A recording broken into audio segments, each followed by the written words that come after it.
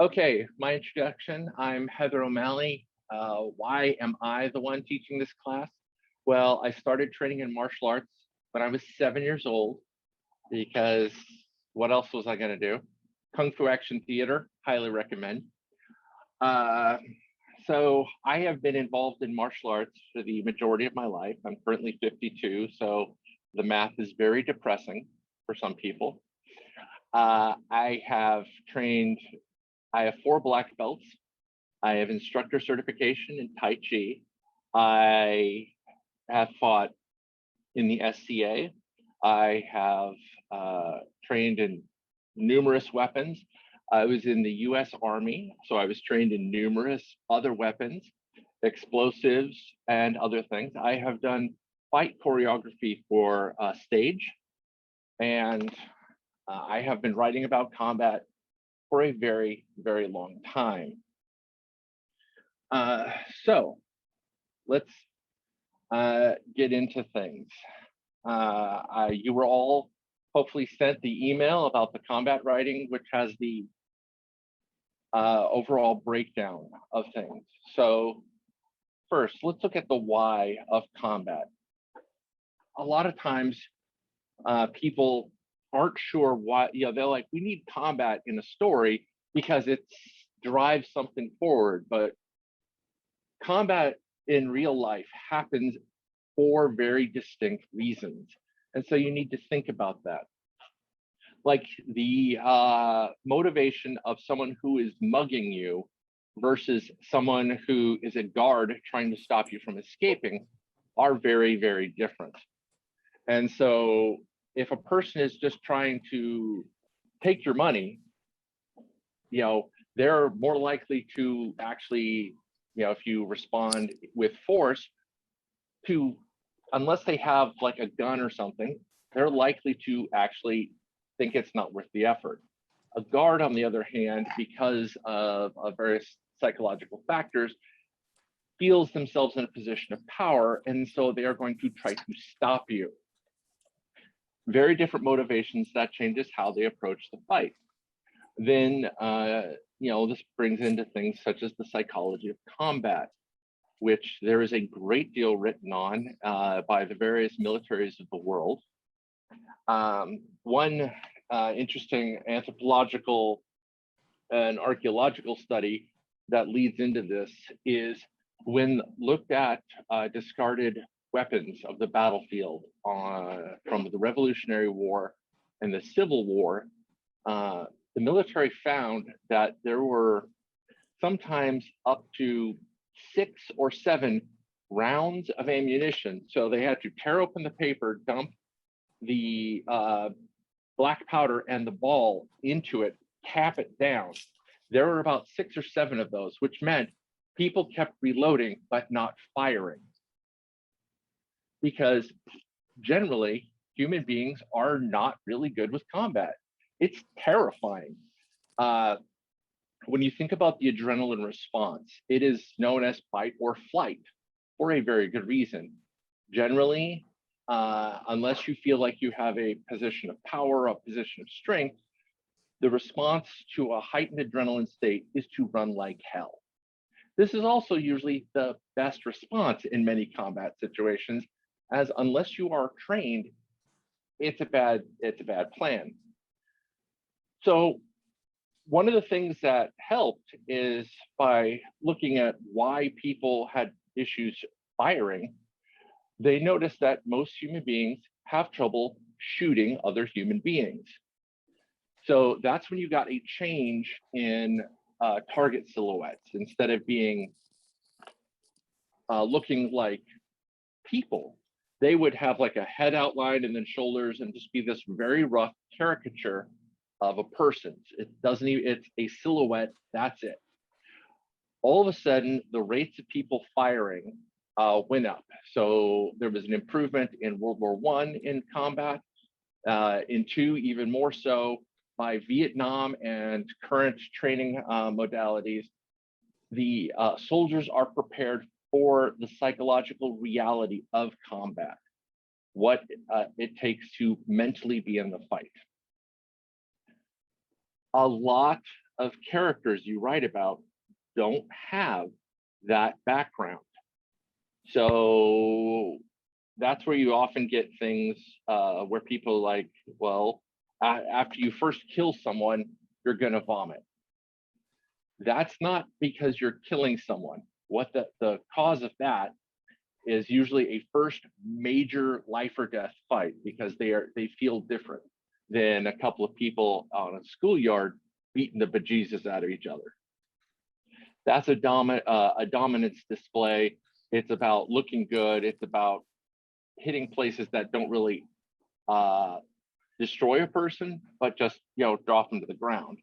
Versus, I'm gonna tear your throat out, which is a very, very different headspace. So when you're in these fights, your adrenaline is really amped up. Runner Park is banning fireworks. Yeah. Anytime. That took them long enough. Yeah. Anytime your adrenaline is overly hyped, you will start to feel sick to your stomach. And when I'm so glad. They'll be busy having tons of illegals, but banning the sale is a big deal. Oh, well, that's a big deal. Janet. Oh, thank you. Yes. So when the adrenaline crashes after a combat, for people who have not trained in this, people who have not experienced it, it tends to lead to vomiting. And it's because of the adrenaline dump after a fight. So first time someone's in a fight, they may not have even hurt anyone. If they just did the ever classic military spray and pray, where you just pull the trigger of the weapon and it fires and nothing happens, they're still probably going to get sick, because high levels of adrenaline are difficult to deal with. So that's, so you have to think about why are people fighting, and how people deal with fighting. This all plays into the idea of how you can use combat as a character building skill. You hear martial artists talk about how I didn't know a person until I fought them, because how people fight gives you an idea of their problem-solving approaches. Are they very straightforward? Do they just try and go right through their target as forcefully as possible? Do they use, are they sneaky? Do they use tactics? Do they have a long view of the fight? Do they have a short view of the fight? So you can learn about aspects of a person that you're not going to get normally, because they're things people don't think about to share. But when you fight, you get these, different views of people. And that's a way to show your character. Like when you think about, let's take Harry Potter for one. There's a lot of combat in Harry Potter. Harry is very straightforward. Harry charges at things. He is so Gryffindor, it's vomitously ill. If you look in book 2, he's fighting a basilisk. So what's his solution? I'm gonna stand there while it tries to eat me, and I'm gonna shove my sword up into its mouth. That's really straightforward. That tells you so much about Harry right there, is the way he attacks and approaches his problems is very face on, there's very little hiding who he is. He's very much, hey, here you go. And that's kind of daunting for some people.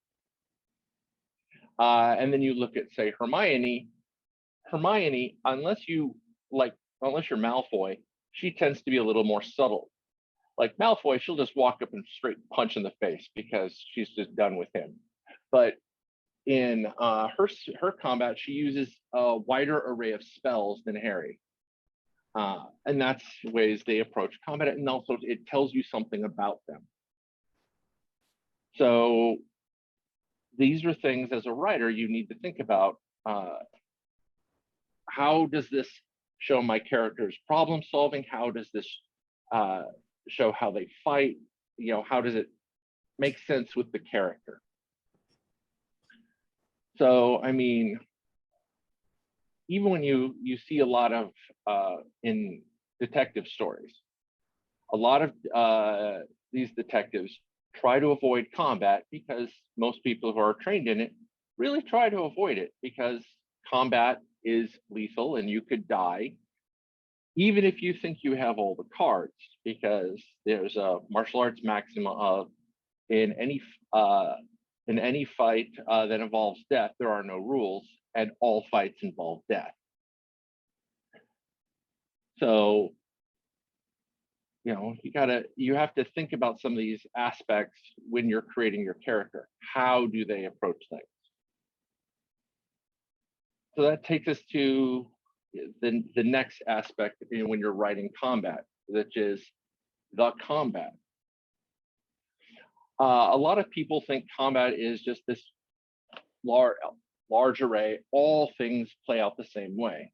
Well, they don't. I mean, when you look at the types of combat, you have hand-to-hand combat, which is what you see in most martial arts films. The use of weapons, both handheld weapons and, say, bows, and they involve different ranges and different spatial use.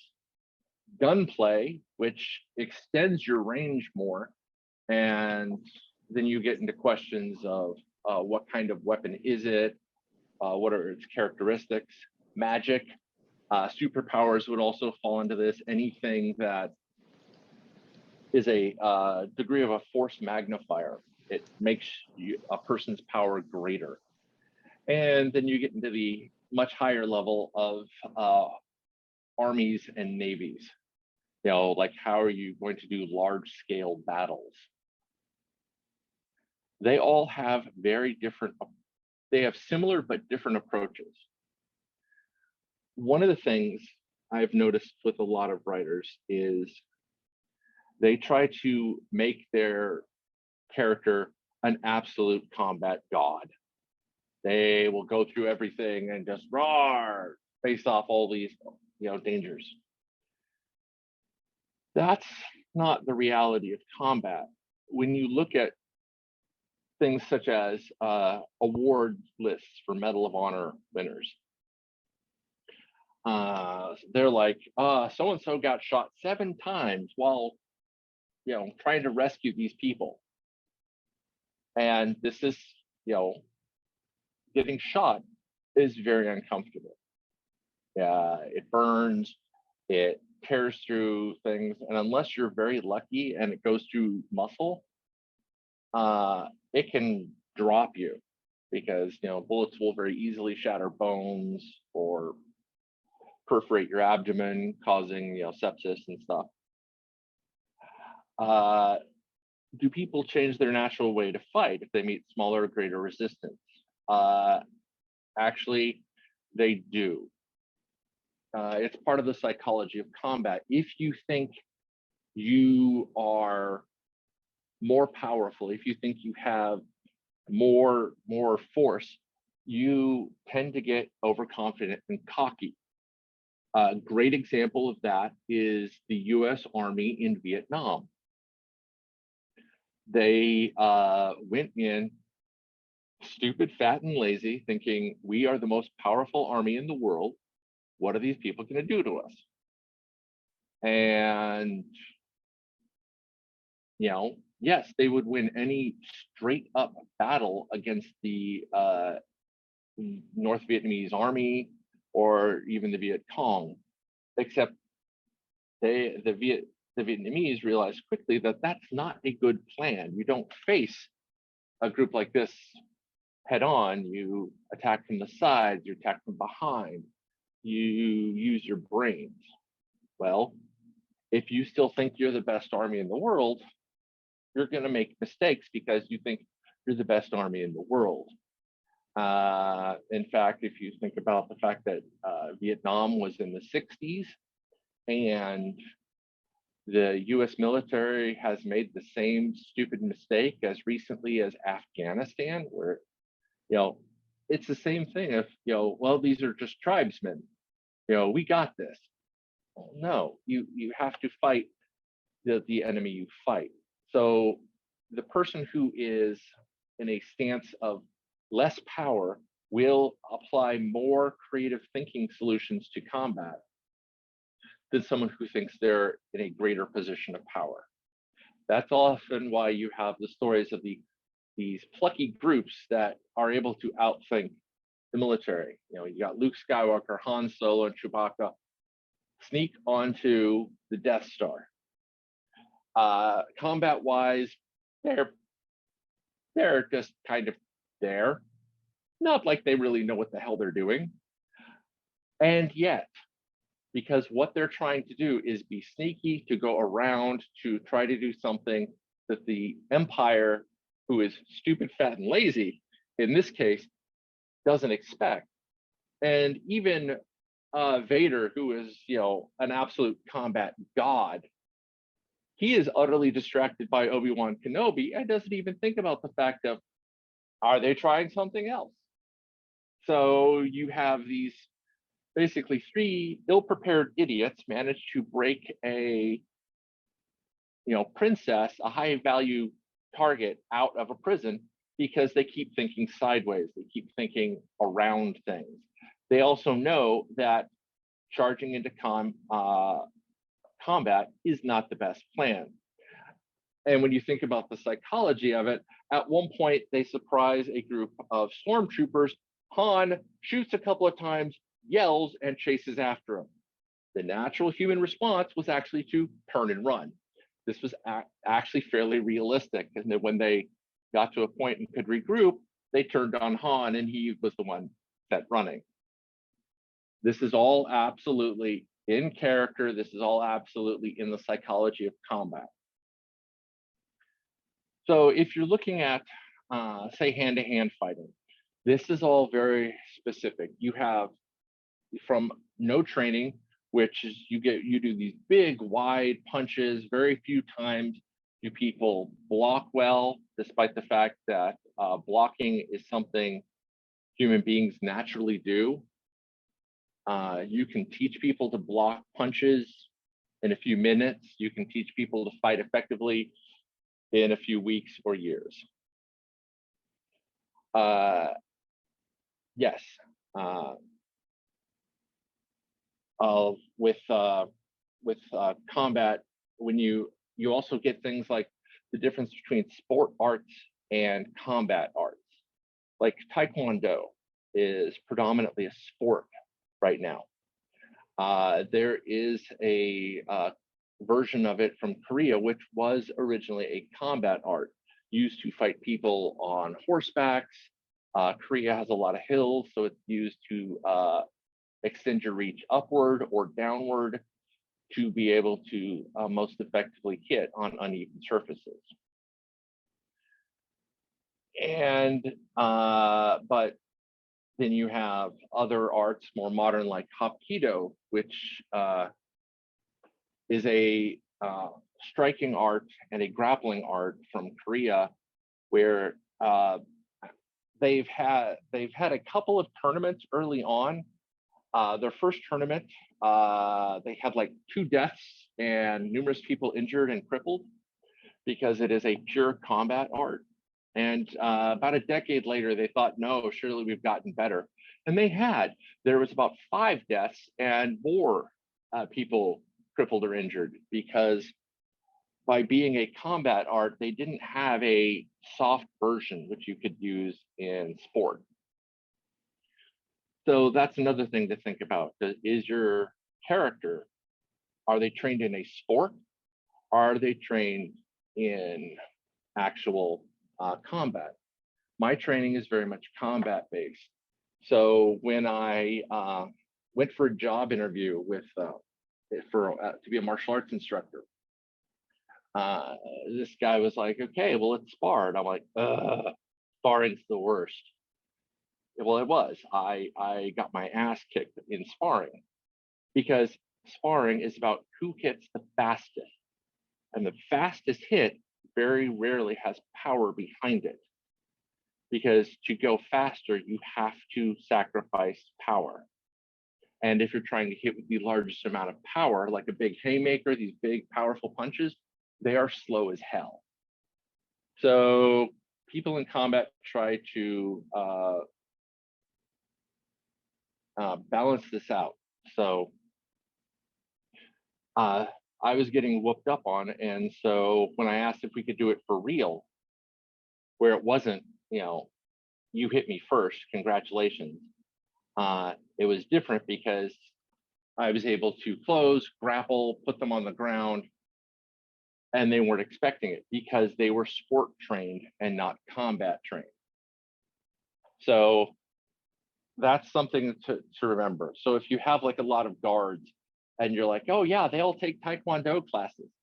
Well, A, they're going to use a lot of kicks, but B, they're not going to be ready for the reality of absolute lethal hand-to-hand combat, which is very quick, very brutal, and lasts between 30 seconds and a minute. That's a difference than you get from Hollywood, where fights can last for 10 minutes or some stupid thing like that. So when you're writing about hand-to-hand, it's all about moves, it's all about where they're punching. So you need to think about where targets are. Very rarely do you want to punch in the head, straight in the face. You want to hit the temples, because that's a possible knockout spot. The neck is a possible knockout spot. Other wounds just slow down and linger unless you're trying for joint breaks or joint locks. So these are things to think about. When you get into weapons, knife fighting is almost universally in the different styles that practice it very fast and goes for extreme lethality. Like if you look at Silat, if you look at Eskrima, if you do Hapkido has a lot of knife work. You're doing very short, very quick jabs and cuts that'll lead to openings so you can get a more lethal follow through. So, but when you have, say, swords are very much about technique, very much about very different positions. And Western swordsmanship is just as precise as Eastern swordsmanship. The biggest difference between the two, like everyone's all like, oh, katanas, they are the ultimate weapon. Oh, no, not really. The katana shape and stuff was built because of the steel they had available, and it was the most effective way to build a strong, lightweight weapon designed for cutting armor that was basically lacquered bamboo bound in fabric. So in that case, the swords were designed for what they were facing. When you look at, say, the hand and a half sword or a bastard sword from Western Europe, they did have a lot of very precise, very specific moves. If you look into historical European martial arts, there are a lot of videos showing how swords were used, and that changes how you have the normal picture of martial artists in a medieval setting, especially if you're using medieval Europe. Their techniques were as specific and as highly skilled as a lot of European martial artists. Then you get to, say, ranged weapons, bows. You have a variation of bows, like the English longbow could fire a very long way and puncture through armor fairly easily. But more common was the smaller horseman's bow used by the Mongols and by Arabic militaries in the Crusades, where you could fire more arrows You can fire faster, and you're not expecting to be firing at a longer range. And even longbows. Yes, they were absolutely devastating at the Battle of Agincourt in in France. But what they don't talk about is the fact that the French had Milanese crossbowmen who were picking off the archers one at a time and would have actually won the Battle of Agincourt for the French if it weren't for the fact that French knights got huffy and didn't want these people they had to pay to win. So they rode over their own crossbowmen to charge into the longbows and got destroyed. So I guess they got what they deserved for breaking a contract.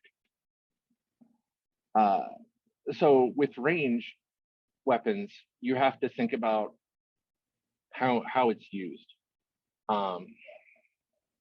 The Secret Service teaches you that in handgun combat, that if an opponent is within 15 feet of you, or they actually can get to you before you can clear your weapon out of its holster. So they try to build their responses based off of a little bit more range. They have tested this several times, and a good martial artist within 15 feet of a person whose weapon is holstered can actually get to the person with the handgun and take them out of combat. But past that, it becomes a race, because you only have to even just graze someone with a bullet to have a bigger hit. But when you look at, say, modern assault rifles, they are designed for the purpose of war. They're like the M4 or the M16 fires 5.56 ammunition, which is basically a glorified 22. The biggest difference is there's a slight size difference, and they have more powder, which shoves it harder, giving it more force when it hits you. But and that's 5.56 is the standard NATO ammunition. This was so any army in NATO could exchange ammunition for their weapons in combat. The standard for Warsaw Pact nations was 7.62. These weapons, these bullets are heavier, they hit harder. And so when you have a Kalashnikov AK, which is the most common firearm in the world right now, there are more AKs lying around than M16s or anything like that. If you get hit with this bullet, it's going to hit with a lot of force and push you down more than an M16 will. If you're writing a character where they use combustible firearms like this, then thinking about the force of the bullet is important when how the enemy reacts to getting hit and how the hero reacts to getting hit as well. There is a lot of specific tactics for, say, clearing houses or moving through buildings. And you can watch several videos on that on YouTube to get a better of how that fights. Magic, is area of effect a lot of times, or specific. So you have to think about how these effects, these greater effects, are going to affect combat. And if you're writing about large-scale battles between armies and navies, I would suggest reading a lot of descriptions of World War II battles to discuss, like Navy battles are very good for discussing things for space. Armies are good for most, say, fantasy issues. There's a lot of excellent military history books on large-scale wars like that. So you have an idea of how your character fights. You have an idea of what they're going to use. Then you have to block the fight. In any fight, the environment is absolutely crucial. Anyone who has ever seen Jackie Chan is well aware of how the environment can absolutely turn the tide in battle. You know, he will fight and all of a sudden pull up a bench or a chair or something. In hand-to-hand fighting, a weapon almost always trumps hand-to-hand. You know, a person with a, you know, if I'm fighting someone with a sword, I've been training for, you know, decades, I'm going to be really nervous because I don't know what they know about the sword. I don't know how they're going to swing it. So it's going to make my approach to fighting them very different than if the person has just bare hands. And so I have to, these are things that your characters are going to be thinking of as well. But also environment, like, is there loose sand or gravel that you could throw in someone's face? Are there things I can duck behind? Are there things I can maneuver someone into? When I worked as a bouncer, occasionally with very aggressive drunk people, I would let them, because, you know, I'm 5'7". I was little tiny thing back then. I've gotten wider, not taller. But I would let them back me up to a wall, and then they would swing and I would duck. I would use the wall as a weapon because it was there. It's an environment I can control. And if they're focused on me, they may not be focused on the environment. So people who are a bit more skilled at combat know to use their environment, know to be aware of their environment. Because, you know, after, let's say, February, when everyone was snowed in, fighting in snow and fighting in ice is a very, very different thing. Most people slip and fall on their ass walking on ice. So fighting on ice, you know, you need to think about footwork, you need to think about how you move, you think about what kind of moves you use. Snow, to move around in snow as a fight, you're not going to be moving around much, because if it's you know, shin deep, that's going to slow your legs down a great deal. So deep sand in deserts, that's a thing too. And these are environmental factors that, as a person, you need to think about. Also, movement. This is where you also think about what is the purpose of the fight. If the character is actually trying to, say, escape, they're going to want to get past their targets. Whether they drop them permanently or not, they're trying to get to someplace. So a lot of fighting, people move side to side, people move forward and backwards. You have multi-levels, so you need to think in 3 dimensions and incorporate your environment into that. So, like, a great example of a use of environment and movement in combat is in season 1 of Daredevil on Netflix. He has this fight in a hallway, and they basically did it in 1 take, and it's absolutely brutal, but he gets some altitude by stepping on downed opponents or jumping off of the wall to get some height, to get some gravity, pushing his punches a little harder. And it becomes a war of attrition in that case. And that's, you know, but he's using his environment better than his opponents are, who are tripping over each other and are basically getting in each other's way. That's another aspect of the environment to think about. So the nitty gritty of writing for combat is, a lot of it is about intensity. I mean, you can write the singularly most, you know, boring combat of, you know, Dave took out his handgun and shot a couple of rounds down the hall, killed a couple of guards.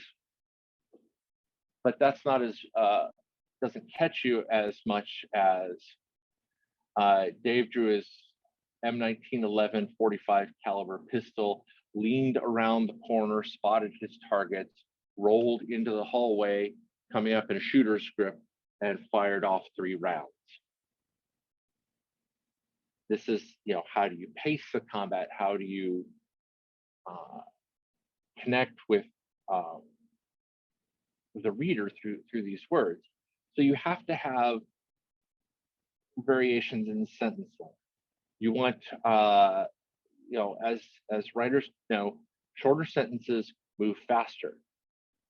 So instead of talking about things like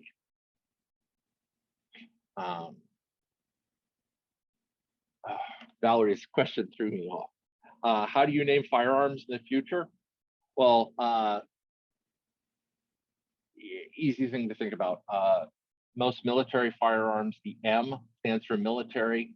1911 is the year it was put in. Or like say M16, that was the 16th iteration of the design, and that was the one that was sold to the military, so M16. So you have, there's different ways of introducing it. Remember, most guns are referred to, like handguns now, are by their designer and by their caliber. So if I wanted to talk about a handgun that was issued to the U.S. Special Forces in the late 90s, that would be the HK USP 40 caliber. HK, Heckler & Koch, is the designer. USP is the design they mention, and 40 caliber is the size of the round. If you are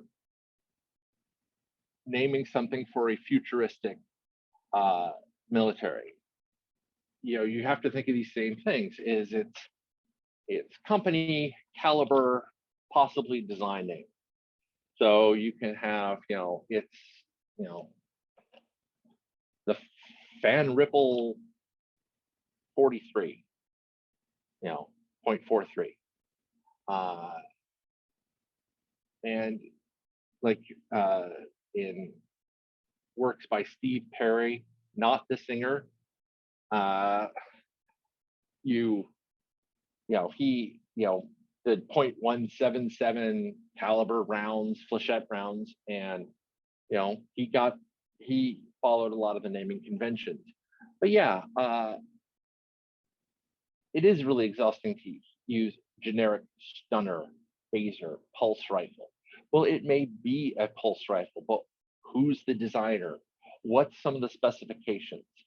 This gets into word choice, which is one of the next sections. And it's the technical terms will increase the how it reads truthfully to readers. If I say, Michelle pulled out a pistol, well, that's a huge range. I mean, is it a revolver? Is it an automatic? Is it a Glock? Is it, what is it? There's so many options. But if you say, Michelle pulled out a, for example, HK USP 40 caliber, that is a very specific weapon. And this helps the reader go, oh, this writer, they know what they're talking about. So if instead of saying, Michelle pulls out her stunner, if you're like, Michelle pulled out her HK USP stunner, you've given something, you've given this a designer, you've given it a even USP could be universal standard pulse or a phaser, universal standard phaser. So there you go, HK USP, Heckler & Koch universal standard phaser. That's one way of doing it, is giving it something to hang on to. So if you just use, because militaries love names. I mean, there actually is a book called the Acronomicon, which holds a list of every military acronym there is. It is huge. I mean, the military will put acronyms on anything. If it sits still long enough for them to name it, it's got an acronym. Like, oh, here's a good one. Blackhawks. Everyone knows Black Hawk helicopters. Their official name is UH-60. UH stands for Universal Helicopter. The Apache is an AH something, that's attack helicopter. And so, you know, militaries love to give things little names, and that's a thing to think about. If a character isn't able to identify a weapon by its name, they will probably call it, I picked up, you know, if you know the character by how you've introduced them is not overly skilled at combat, they will call it a pistol, they will call it a rifle, they will not use the technical terms. They'll also probably, most likely, if they have to reload, that'll be problematic. Because like in the military, they teach you to reload within seconds. People who aren't familiar with the weapon might not know how. And so once it runs out of ammunition, they're likely to throw it off. So these are also issues. When you're talking about combat, combat is very physical, it's very visceral. People, you know, when people are fighting, you can feel when their hands tighten, you know, so the feeling of the ligaments and the bones moving, you know, how that feels when someone punches, the solidity of that impact. These are all very visceral things. When you're firing a firearm, the recoil of the weapon as it pushes into your shoulder or tries to jerk upwards to force the bullet, these are all very physical things. And writing teaches you, you want to ground it as much as possible in the physicality. So if someone is fighting, they will talk about shifting their foot position, the way they're balanced. These are all very visceral things that are very easy to write. I mean, talking about how, the meaty impact of their punch. And if they hit someone in the face, it's possible they could tear the face, and so the skin breaks, so there's blood, so that it will feel, a warm wetness if they break skin. Details like that really push your combat writing. Verb use. You want to use the singularly most active verbs you can. You also want to use the most descriptive verbs you can. He punched is very generic, but he jabbed his hand forward. It's a very short range punch, or he threw everything into his haymaker. So you're utilizing, technical terms, physicality, and verb use to help build the picture for people. With technical terms, you also get into things like, what are the move names? Like if your character is skilled in, say, judo, and they talk about the shoulder throw. Well, there are several different types of shoulder throw. And so one specific one, say, Ippin Nagi, right? He, performed an Ippin Nagi. That is when you take the person and you pull them completely over your shoulder, pop your hips into theirs, so it gets them actually upright, and you can take them completely vertical over you as you do this. If you hit this throw, it is a lot of force. And then as you pull them down, you kind of like, it's thinking of like using it as an axe, and you're kind of slamming them into the ground like that. But by mentioning that name, it also, you can mention the physicality of the throw the name in, the reader will believe you more and your understanding of combat because you have given them something technical, you've given them something they can hang on to. So let's move names. There's a lot of Japanese ones. If you look in boxing, boxing punches have specific names as well. And if you get into a fantasy or sci-fi race where it has a very different culture and their fighting styles therefore match their culture, then you have to come up with some sort of word, to describe the move. And so you can say, he Exelgen through the Chikhurst, through a Chikhurst, bringing, David around and slamming him into the ground. Does anyone know what a Chikhurst is? No. But if you describe the rest of the scene, the name will actually help give the reader something to think about. Now, other things to know about. Injury. A lot of people forget injuries happen. Injuries happen in almost every combat, and it's a thing that helps define things. Writing is about challenges. It's about the difficulties characters face. So if they don't get injured ever, or the injuries don't linger, then it doesn't read true to people. Like if you think about the first Terminator movie, by the time you get to the final fight, they are all absolutely beat to hell. I mean, characters are crawling using one arm because the other one is jacked up. And it's gripping. You're just watching this going, oh God, are they going to make it? Oh, she's crawling through a press. Oh God, is she going to make it before it comes down? And you get really caught up in this. So don't be afraid to let your character get hurt. Don't be afraid to let the injury linger for a period of time. If you dislocate someone's arm, it's very hard for them to use it, but it's also something that can be set after a fight and fixed. And so these are things to remember. And along with injuries, we have armor.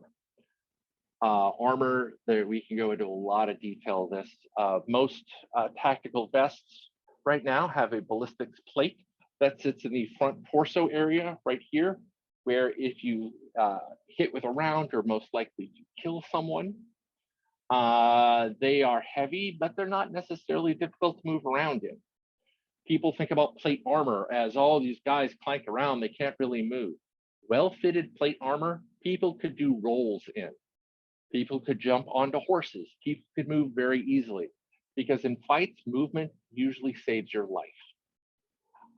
It's only towards the later Middle Ages when plate armor got very heavy, usually for jousting, when someone would fall on their back in the mud and couldn't get up fast enough.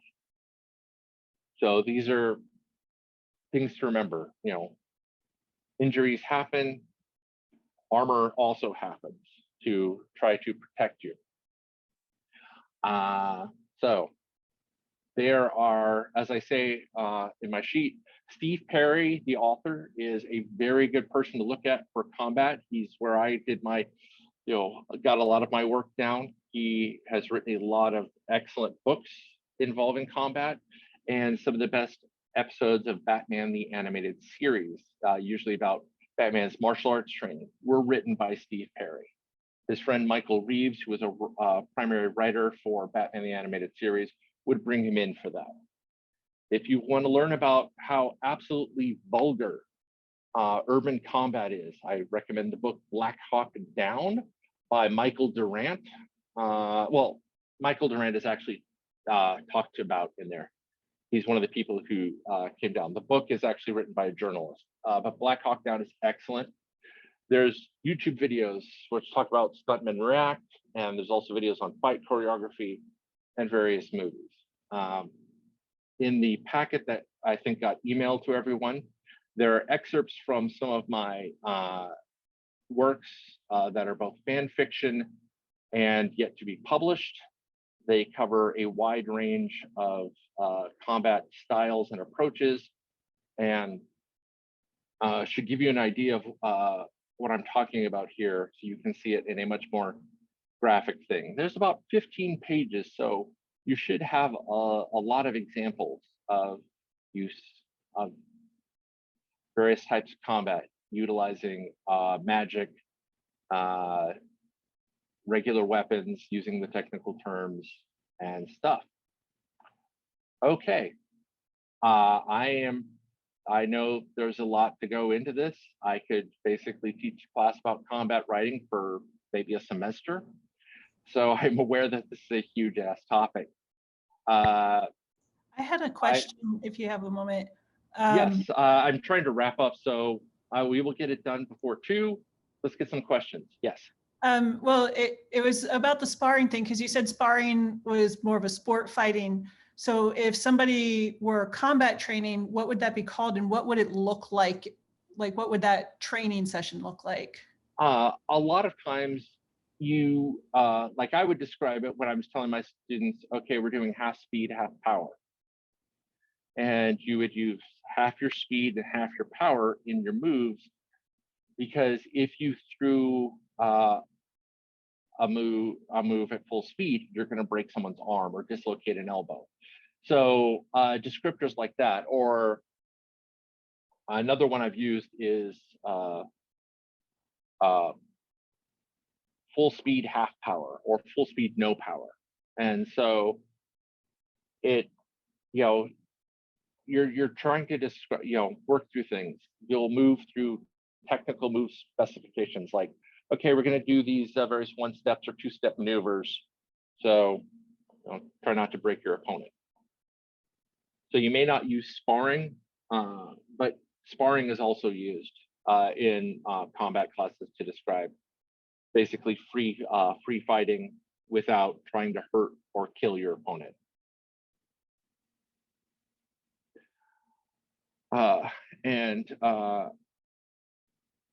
Danuta, if you haven't gotten the email with the examples, I believe Monique can possibly get that out to you if you registered for the class. If not, I will be available on the Discord off and on, so let me know and I can get that out to you.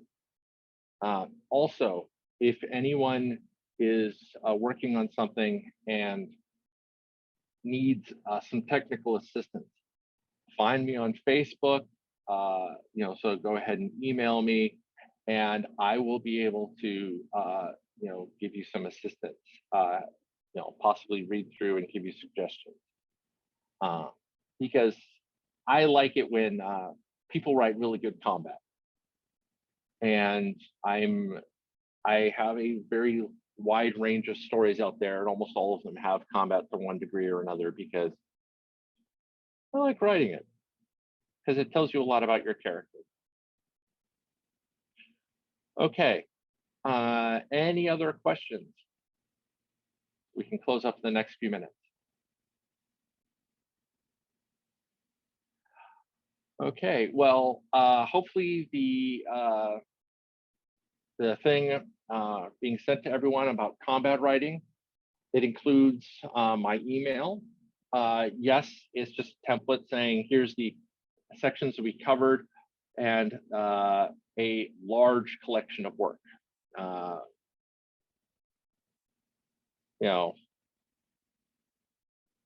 So thank you everyone for attending this class, and have an excellent day and enjoy the other classes and the rest of the con. This was very interesting. Thank you.